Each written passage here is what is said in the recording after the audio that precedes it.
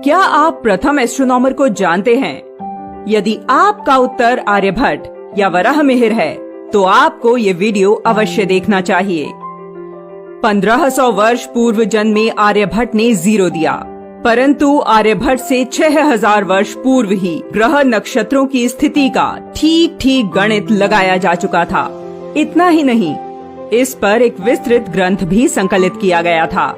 कहने को तो यह ग्रंथ हमारा भूतकाल है, किंतु इसके बिना न तो हम अपना वर्तमान सोच सकते हैं और न ही भविष्य, जिसके अनुसार आज भी मनुष्य के जन्म, विवाह से लेकर मृत्यु तक की गणना की जाती है।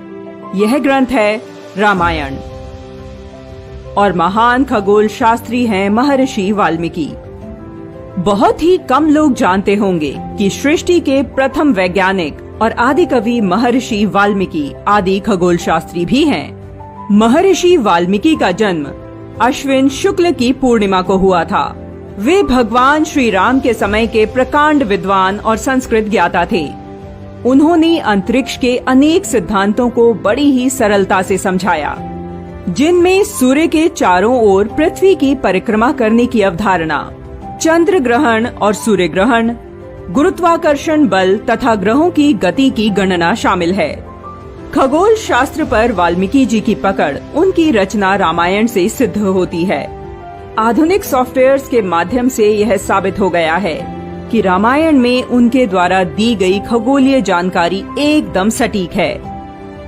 जो वर्णन रामायण में जिस वर्ष, तिथि और समय पर दिया गया है, उन्हें इन सॉफ्टवेयर्स में डालने पर हूबहू वैसे ही चित्र सामने आते हैं।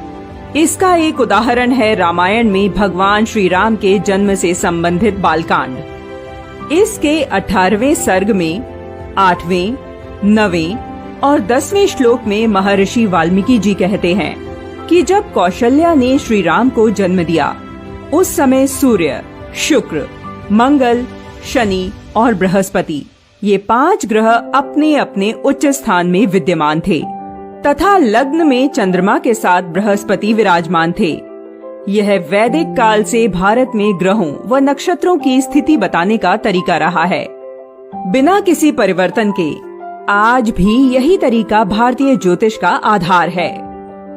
भारतीय वेदों पर वैज्ञानिक शोध संस्थान की पूर्व निदेशक सरोज बाला ने 16 वर्ष के शोध के बाद एक पुस्तक रामायण की कहानी विज्ञान की जुबानी में कई दिलचस्प तथ्य उजागर किए हैं। सरोज बाला के अनुसार श्री राम जन्म का जो वर्णन रामायण में है, वही सॉफ्टवेयर में डाला जाए तो उसमें अयोध्या के अक्षांश और रेखांश 27 डिग्री उत्तर और 82 डिग्री पूर्व में 5114 वर्ष ईसा पूर्व को दोपहर 12 से 2 के बीच का समय दिखाई पड़ता है। ये दिन चैत्र माह के शुक्ल पक्ष की नवमी तिथि थी। यह वही समय व तिथि है जिसमें संपूर्ण भारत में रामनवमी मनाई जाती है। यह एक मात्र उदाहरण है। ऐसे सैकड़ों वर्णन रामायण से लेकर सॉफ्टवेयर में डालने से पता चलता है कि प्रत्येक प्रसंग खगोल शास्त्र की कसौटी पर खरा उतरता है। इससे यह भी स्पष्ट हो जाता है कि राम कोई मिथक नहीं और रामायण कोई कल्पना की उड़ान या माइथोलॉजी नहीं है, जिसका कि अंग्रेज और राष्ट्र विरोधियों ने सिद्ध करने का प्रयास किया है। यदि आपको भारतीय खगोल विद्या के तथ्यों को जानने में रुचि है, तो आदि खगोल शास्त्री महर्षि वाल्मीकि की लिखी रामायण को अवश्य पढ़ें।